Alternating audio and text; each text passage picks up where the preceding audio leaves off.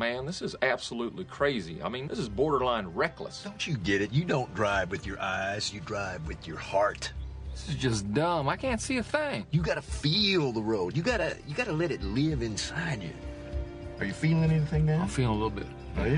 What are you feeling? Tell me what you're feeling.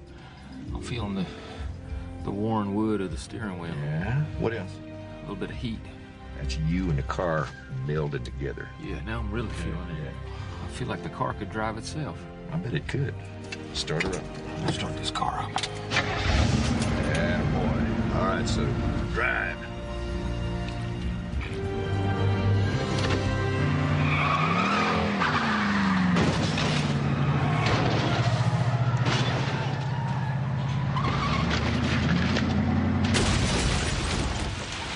Hey, 5 Minute Church, welcome to another Sermon Jam. Glad you're tuning in. If you just saw that video clip, one of my favorites, about Ricky Bobby, who's a NASCAR driver and was getting back on the wheel and thought he could drive blindfolded, or his dad thought he could drive blindfolded, but obviously he couldn't. Have you ever been blinded? It's like one of my worst fears. I think it started when I was little, because I used to wake up in the morning, and I don't know, I didn't have tear ducts that were draining right or something like that, but my eyes used to crust shut. And so there were often times I'd wake up and I'd think that I was blind because I couldn't open my eyes because my eyelashes were all caked shut full of stuff. And so I'd be freaking out, trying to get to my parents' bedroom, and then my mom would have to wipe out my eyes, and then I could see. It was like this, it's a miracle I can see.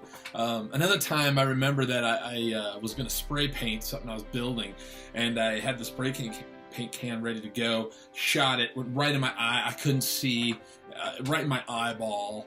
And it's not fun. We always play that game at birthday parties, pin the tail on the donkey, where you blindfold kids. And I remember my son Corbin, the first time I wasn't really a Dad of the Year award for this one, but apparently they've moved pin the tail on the donkey to not use real pins and sharp objects for 5-year-olds because they moved to tape, which is safer, but I didn't realize that at the time. But after I started seeing these blindfolded 5-year-olds with sharp objects, I knew that it wasn't a good idea to do that. See, the thing is, vision is very important.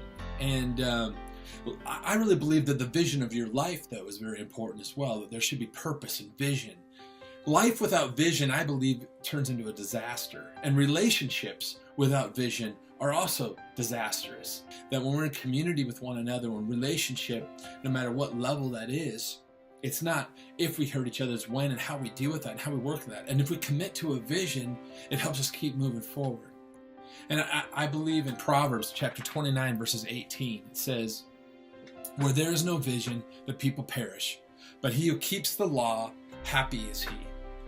I love that. And then in Romans, this is kind of a guide for relational vision. In Romans 12, 9 through 13 says, "Love must be sincere, hate what is evil, cling to what is good. Be devoted to one another in love.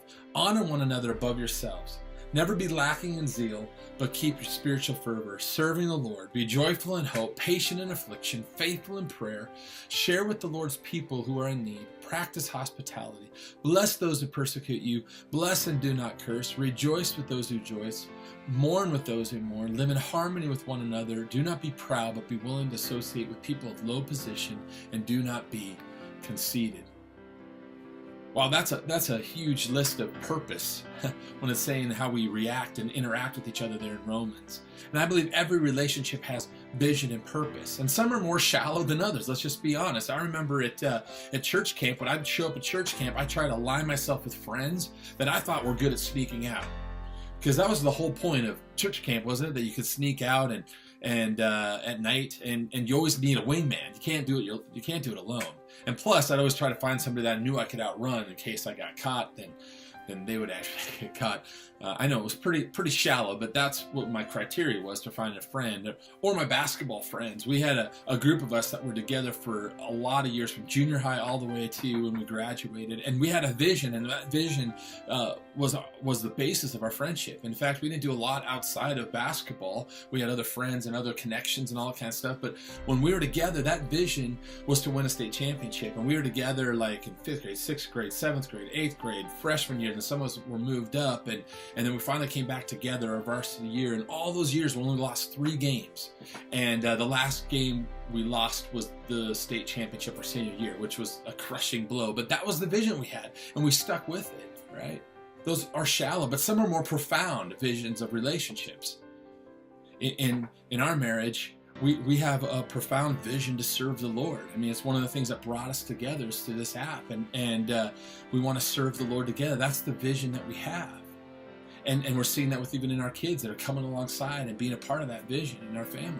In my life, I have friends that have a vision of encouragement and accountability, and people that come around you and support you and pray for you and help you, and that's an awesome thing. So if we look at that Romans chapter 12, there's a ton of vision for relationships. I mean, think about this vision. That love must be sincere, hate what is evil, cling to what's good, be devoted to one another, honor one another above yourself, have zeal in serving the Lord, be joyful in hope and patient in affliction, faithful in prayer, give to the needy, practice hospitality, rejoice with those who rejoice, and mourn with those who mourn.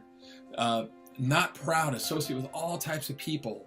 And recently, as we've been sharing, is that my wife's cousin committed suicide, and they had the funeral last week, and it was very easy to mourn with people that are mourning, and that's a great vision, and it was a connecting point with so many people and the conversations that we have, and love that was sincere. You could just feel it, that there was a sincere love. Many people that aren't even believers and don't believe what we believe, but there was a love that was sincere in that place. But the problem is that we need to start with that sincere love. But we get a lot of warped philosophies in today's, and as we look at Hollywood and look at all these other people, there's a lot of warped philosophies, sort of like Jack Handy. He was this philosopher of Saturday Night Live years ago, and he would throw out these philosophical ideas that were absolutely hideous. And like this one, I love this one, one of my favorites. It says, before you criticize someone, you should walk a mile in their shoes. That way, when you criticize them, you'll be a mile away from them, and you'll have their shoes. Right? Obviously, that's warped philosophy. And but there's another warped philosophy that I think a lot of us subtly bought into, and that is that we only do what we feel, and we let our feelings dictate a lot of the things. So if we don't feel like being in a relationship, then we can maybe just sever that. If we don't feel like this or don't feel like that, and vision isn't determined by our feelings, and so oftentimes we dictate our lives and our vision by what we feel like and what we don't feel like. Now, it's true, love is a feeling, but also love is a choice.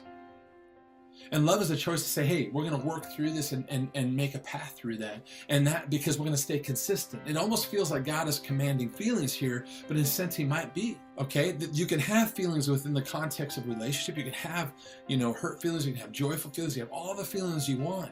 But at the end of the day, what is the vision? It's the vision that's going to carry you through in that relationship. I give an example of this, like all of us guys maybe been in this situation, but let's say the vision is your wife, and this happened before the funeral. We needed to find a dress, and the vision is, and the purpose of that day was to find a dress, not for me, but for my wife, for the funeral. Okay, that's a good vision. I bought into the vision. She bought into the vision. At first, we're tired. We're not really into it, but I'm definitely, hey, I'm gonna be a support team on this one. And for us guys, sometimes walking into the mall, like the first 5 steps, you just feel exhausted. I get it. And you know what? If you honestly don't feel like it, but it's a process, because you know what's involved. You know that there's going to be a lot of stores you're going to have to look at.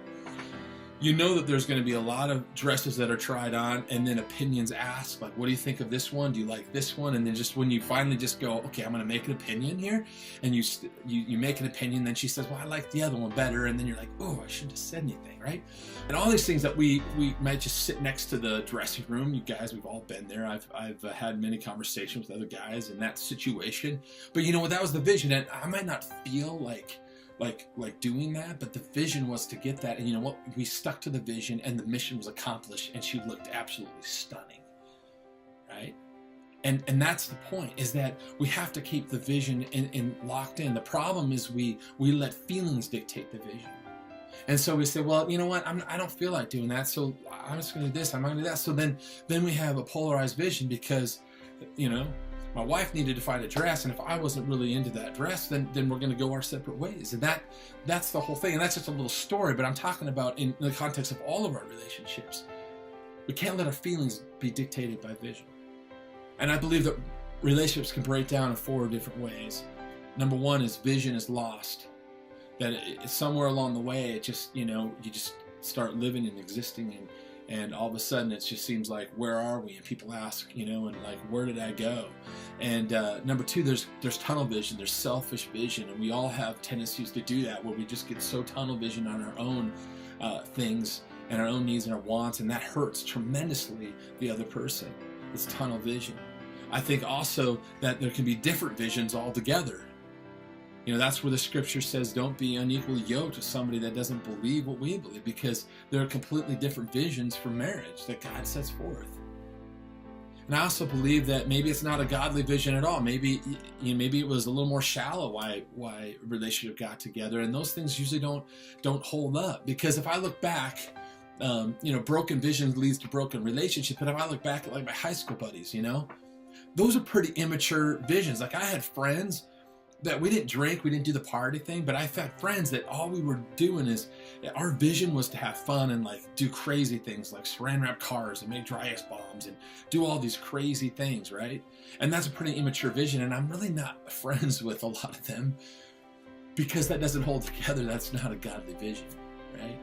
And also, in marriages, you can get tunnel vision, and it's one of those things that's very devastating. But I believe God can heal and bring vision back together. There's also what happens, breakdown with vision in churches. You see that in churches all the time. That all of a sudden, people sign on, and all of a sudden, the vision goes a different direction. The leadership takes another way, and people are like, I'm here, and it's there, and there's this tension, and there's this brokenness. So important. So what is the vision? And so if you're single out there, I want to say, what are you dating for, God's purpose or for yours? Is it shallow? Is it deep? Is it about Him or about you? And that's something you want to keep in mind. If you're married, are you living for God's purpose or yours? Are you making sure that you're in vision together? And if you're not, I really believe that God can bring that together. If you're maybe in a church, do you have the vision of Jesus? Make sure that, as He says, it's a hospital for the sick. It's not a country club, right? The vision is to bring lost people to Him, right? And in our friendships, do we have vision that fulfill God's purposes, or just, have a party and get together, and that doesn't last? What lasts is how you have vision and love and all those things that we talked about in the areas of Romans 12. And so as I leave you today, I want you to just meditate on Romans 12 and what are some areas that you need to work on, because we all need to work on those areas and those vision statements for relationships.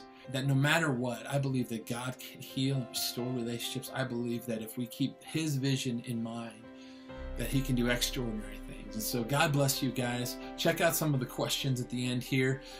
Thank you for tuning in. God bless you. We'll see you next week.